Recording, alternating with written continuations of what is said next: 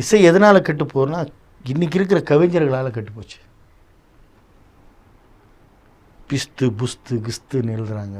நிறைய ஒரு சொல்கிறது எப்படி சொன்னால் தமிழே அல்லாத சொற்கள், உணர்வற்ற சொற்கள், இதுதான் மாடர்னு இவங்க ஃபிக்ஸ் பண்ணுறாங்க.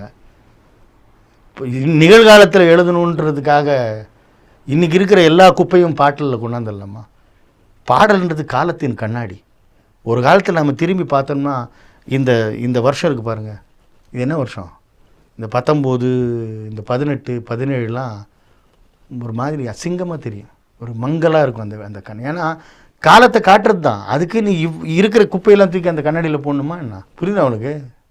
அது தப்பு. அது இலக்கியம் அழிந்து விட்டால் பாடல்களில் மியூசிக் அழிஞ்சிரும். இன்றைக்கி பாருங்கள், ஒரே ஒரு ஊருடைய மொழி தான் கேட்குது. ஒரு வட சென்னை அந்த மாதிரி ஏதோ ஒரு இடத்துல இருக்கிற ஒரு லாங்குவேஜை தூக்கி மொத்த தலையில்